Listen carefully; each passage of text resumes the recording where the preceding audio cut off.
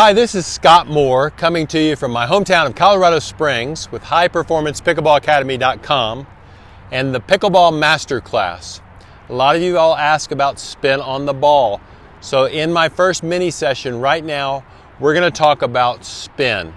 Essentially, there's two kinds of spin that you can put on the ball. Underspin, where the ball actually spins backwards and doesn't bounce very high, the advantage of which, i.e., is that it stays low, making your opponent bend over to hit it, often going in the net. And overspin, which is basically when the ball spins forward. The advantage to this type of spin is that it bounces further in the court. So we need to know when to use this and have discretion about when to use each type of spin. It's much more common to use an underspin, or what we call a slice shot, than it is to use overspin in pickleball, mainly because there are no strings attached. This is a paddle, not a racket, so it doesn't stay on the paddle very long. What we want to do then is to first talk about underspin. We will use underspin both on the forehand side and the backhand side. Essentially, what we do to create underspin is to try to hit under the ball and keep our paddle moving through it. A lot of people get caught going down on the ball. We call that chopping, but we are not lumberjacks. We do not want to chop down the ball because that means your timing has to be absolutely perfect. Much more difficult shot. We're actually going through the ball, more under it than just chopping down on it, so that it stays on your paddle a very long time as you pass under the ball, whether it's, again, on the forehand side or the backhand side. So when I hit it with underspin, I want to use a lot of shoulder, again, my bigger muscle, and keep it low. So I just basically go under the ball and lift up on it. So I start below it and finish above it. Again, starting below, slicing through the ball with this type of motion, kind of just coming right under it. The ball will therefore stay on my paddle a long time, giving me lots of control. Couple of keys to doing this well is to stay low. If I lift up during the swing, sometimes I will mishit it. So I want to stay down through the swing, get under the ball, and lift it up and over the net. This is effective whether you're at the baseline, hitting a return of serve, where you actually have to hit it a little harder, again, because it doesn't bounce as deep.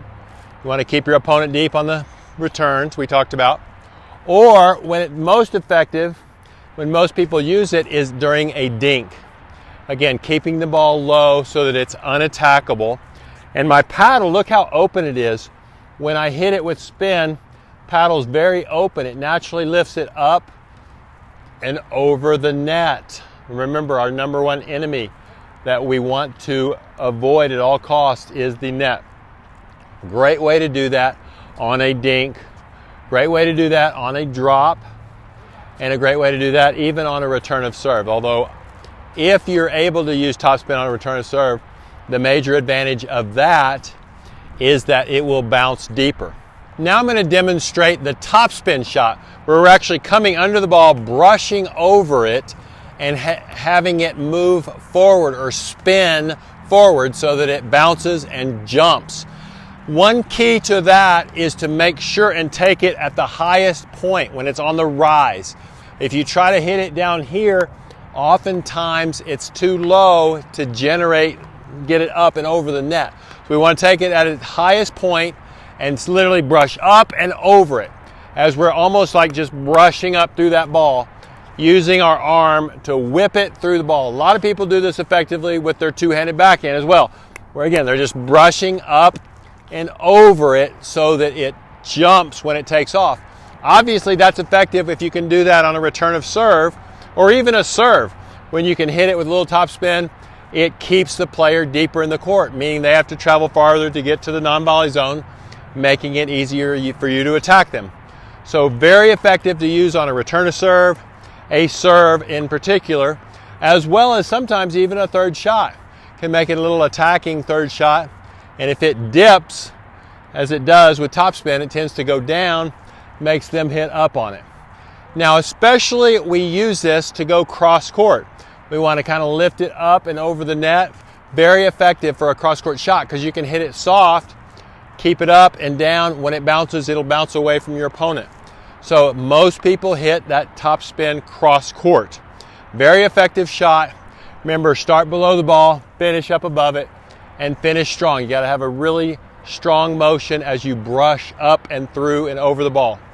Otherwise, other than the underspin or the slice and the top spin, the only other way you can hit the ball is kind of drive it. You can get a little bit of side spin when you drive it, but it doesn't really do much action, get much action on it.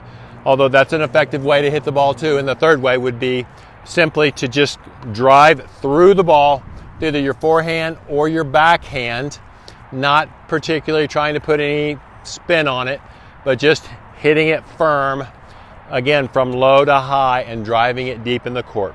So those are your basics on the spin. Use them effectively. Most of the time you'll use slice, keep it low on your opponent's feet.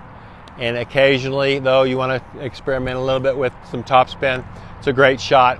If you get a volley, you can take it low and flick it over the net once you get good with this. A little more difficult, so practice before you try it. And good luck. Keep swinging.